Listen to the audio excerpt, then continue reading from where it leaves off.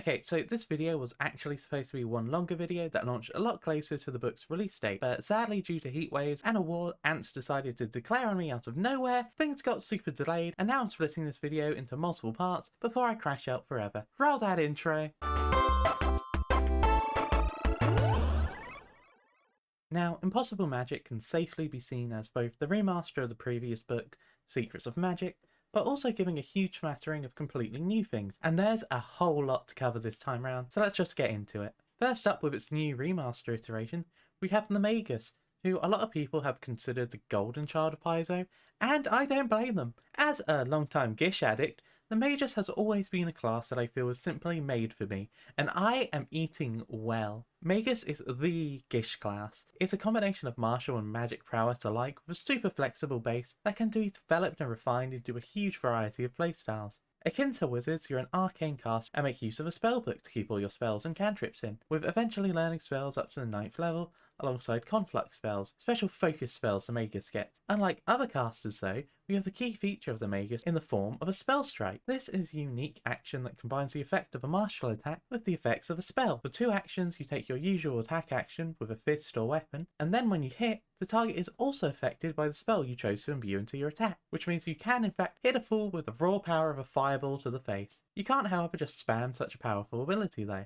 When you first use it, you have to recharge it through various means, either by using a specific recharge action, using one of their conflux spells, or other actions granted by future feats. This means you've got to manage your action economy carefully if you want to keep that damage flow going. We also see the return of the ability Arcane Cascade, a special stance action that synergizes with your other abilities, giving more resistance to spells and empowering your own and acting as the base for even further powers. And then we get to where the class really diverges, the Hybrid Study, which is kind of like your subclass. It's a specific fighting style you have and specialize in, giving new ways to use your abilities, and opens new options for further feats. And these hybrid studies are Inexorable Iron, a sturdy big weapon tankier style, enhancing your cascade to grant you temporary hit points whenever you enter the stance, or start your turn in the stance whilst you wield your weapon with both hands. Laughing Shadow, a speedy, tricksy rogue, enhancing your cascade to boost your speed whilst in the stance, as well as increasing your damage you deal to off-guard enemies while you keep your offhand free. Sparkling Taj, a master of magical defences and shield specialist, granting you the shield block feat as well as enhancing your shields and saves whilst using your cascade. Starlit Span, take your spell strike to new heights and distances, unlocking the ability to use your spell strikes with ranged weapons, with your cascade allowing ranged attacks to ignore lesser cover. Twist Tree, power up that bonking staff, enhancing and giving new benefits to each way of gripping your staff, with Cascade also providing the ability to swap your grip as a free action. Twofold Tine, dual blades go brrr, every attack empowering the next in a snowball of magical violence. And Volatile Spark, because Gun Mage is real and it treats you right, allowing firearms to be used with your spell strike, and if your weapon has a concussive trait, it can deal whichever damage between piercing and bludgeoning is more effective on your foes. You also gain a new reload action, Reloading Cascade, which combines entering Cascade with the reload. Each of these provide you with a unique conflux spell, further complementing the style, alongside studious spells, which are your usual spells you learn at set levels. And these conflux spells are all perfectly on brand for each theory. Thunderous Strike from Inexorable Iron lets you pick a big ol' AoE swing that can deal sonic damage and topple your foes, making them ripe for follow-up attacks. And Laughing Shadow gets you Dimensional Assault, which aside from sounding rad as hell, lets you teleport to the perfect position and make a melee strike as part of the spell, with its range growing with your speed, pairing perfectly with your Cascade speed boost. And the feats are just super fun additions to your kit. To go over a few of them, we have Arcane Fist, which lets you be a magic brawler, Razor Tome, which lets you take the raised shield action with a whole ass book, because you have to flex how much of a nerd you are, and this is a long swath of upgrading feats down the line to upgrade them even further. And yes, this can also be used with the before mentioned Sparkling Taj theory, some extra lovely shielding prowess. Burning Cascade is just a really fun addition, creating a burst of flames around you whenever you enter your Arcane Cascade stance. And there's just so many more fantastic options, but I can't spend this entire video just gushing over Magus when we still have 3 more classes to go. Speaking of, the first of the new additions we have is the Necromancer class, and some of you may have already seen this with the playtest that came out before, but this full version has really patched some of the issues it had. Another intelligence-based caster that focuses on using various forms of undead, yet still lets you perform all kinds of different playstyles. You don't just have to be a fragile caster from the back lines, hiding behind your minions. You can smash your way to the front lines with bones and flesh galore. As a caster, you get spells all the way up to the 10th level, all stored in an internal dirge, which echoes throughout your body, which is a fancy way of saying you're basically a living spellbook. And alongside this, we get grave spells, your own version of focus spells. Notably, you start with a necrotic bomb spell, which turns some of your minions into, well, bombs. We also get grave cantrips, which are bonus cantrips unique to the necromancer, which includes the necromancer's bread and butter, create thrall, which, well, creates a thrall to attack for you. And these thralls are going to form a large focus of your ability base. Thralls are akin to summons, but are designed to be cannon fodder essentially. They have a single hit point and they automatically fail any save forced upon them. However, you can keep spamming these bad boys aplenty. The before mentioned create thrall cantrip lets you create a variable number of them, or you can summon less to immediately take the necromancer's command of thrall action, letting them take a simple action, most often a strike, which makes use of your spell attack modifier. This lets your act of creation act akin to a cantrips of similar casters, but with each new thrall, you've secured more resources to fuel your more powerful abilities, or a row of bodies to act as your shields for you, whatever you prefer really.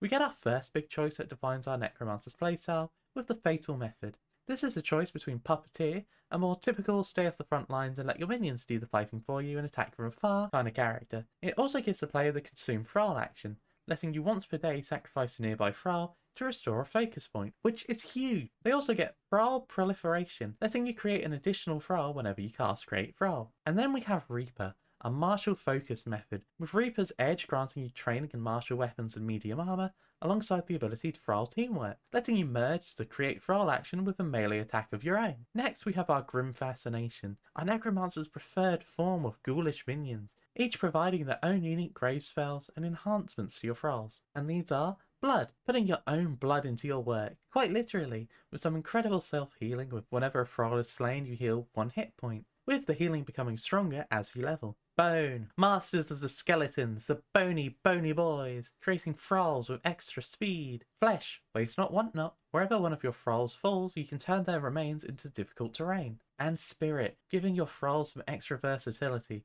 by letting them change the damage they deal between physical, spirit or void damage instead of just physical. And wow, it's really hard to figure out exactly which feats I want to talk about here, as they are just all good, but the ones that really do just have that extra cool factor, to me at least, are Wings of Bode and Sinew, taking a thrall and transform them into a set of wings for yourself, which is such a fun way of obtaining flight. Blossoming Gore, a feat that gives a new focus spell of the same name, that creates a field of bloody roses that damages and drains the blood of those who dare enter its area. And Anatomical Quartering, an utterly absurd feature where you separate into 4 forms of your various components, that being blood, bones, flesh and spirit, where each makes a separate attack all at the same map, meaning you can just do a full monk style rush with your various bits of gore. Next up we have Runesmith, another new addition, this time focused around making use of magical runes, creating all kinds of fun effects. Unlike the others in this book, Runesmith isn't a straight up caster, but rather they have a series of features that allow them to create runes on the fly, to both help friends and hinder foes in a variety of ways. Applying the runes is done via the Trace Rune action, and when traced they last until the end of your next turn. Each rune has both a passive effect that impacts who or whatever it's traced on, and an invoked effect, triggered by the Invoke Rune action, and these can range hugely in effect from elemental damage to buffs, debuffs and plenty more. Outside of combat, you can also etch runes, which applies the rune to a person or object indefinitely until they are either invoked or removed in favour of etching a different rune. And the max number of runes you can have etched increases as you level. Your choices in runes is what really defines your character's playstyle, and there are a lot of options, like over 30, and you can only take so many. We also have the option of diacratic runes, special ones that instead are placed onto existing runes, modifying and empowering the effects of that rune. Now, their own runes aren't the only kind they deal in, as they also have innate access to the ability to craft runes, and further new improvements to the crafting, making them a perfect way of enhancing the party as a whole. But on the topic of their own runes, let's check out a few options you have, and see if I can even attempt to pronounce any of these. Atril, Rune of Fire, which can be drawn onto a creature or object, reducing any resistance to fire it may have by 5, and when invoked, it deals a scaling amount of fire damage, and causes the target to be dazzled for a round on a critical failure. Baruiel, Rune of Hold's Bravery. When drawn, as long as the bearer is within 10 feet of its allies, whenever you reduce your frighting condition by 1, it instead drops by 2, and when invoked, all allies within 10 feet of the bearer have their frighting conditions reduced by 2. And a really funny one to me is just Harmonica, Rune of Perplexity. When drawn on a creature, the first time they take an action of the concentrate, they take 2 mental damage, and on invocation, they take scaling mental damage and are stupefied for a round. Basically, whoa, headache be upon ye.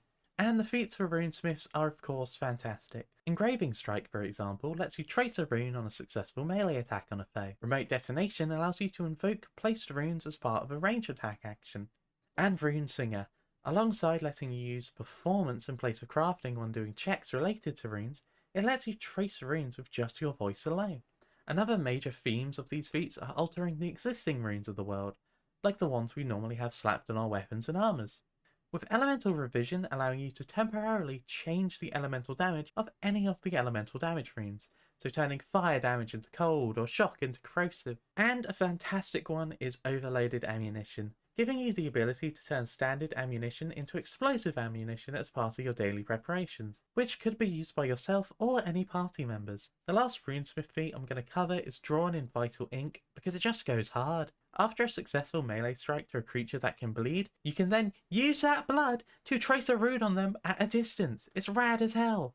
Moving on to the final class of the book, we have the remaster of the Summoner class. Now, for those new to Pathfinder, the Summoner is a charisma caster, with their key mechanic being their ability to summon and manifest their Eidolon. This is a special summon that, unlike spells that summon minions, is deeply tied into the core of the Summoner. Mechanically, this essentially means operating 2 tied characters sharing an action pool, hit points, and so on, but this means your possibilities are endless, especially as you start expanding your powers and abilities, and these Eidolons are constantly growing alongside the caster. You start by choosing what type of Eidolons you have from the various types of creatures that exist throughout the world, from hearty dragons to cunning fae, to powerful constructs, and even the humble ooze. And as you can see from this example, Angel Eidolon stat block each gain a new ability at levels 1, 7 and 17, and each differ greatly from one another. You may notice that by default your Eidolons don't have their own spells, but it doesn't have to stay that way. You can in fact take feats that let them learn their own spells, and become capable casters in their own right. You also get these handy dandy link spells,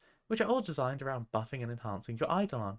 Being a mix of cantrips and focus spells, you'll always have something at the ready to make every action count. And to go over a few fun feats, one of the earliest ones you can take is Meld into Eidolon, where rather than summoning, you merge together with your Eidolon, completely shifting how you play, focusing instead on using your Eidolon to make up for what you may be lacking physically, or quickly shifting how you approach an encounter midway. Ostentatious Arrival makes your Eidolon arrive with a bang, creating an explosion of magic whenever you manifest them.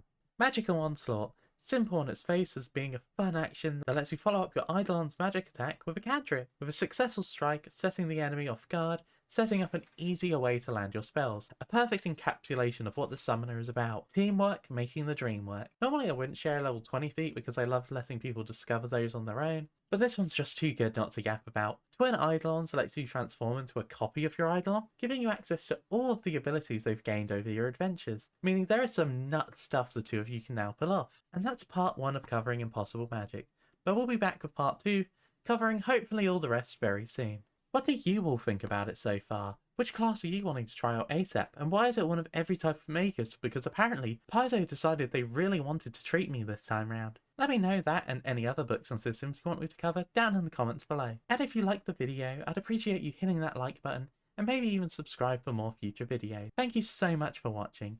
I've been Devow, and I'll see you next time. Happy adventuring.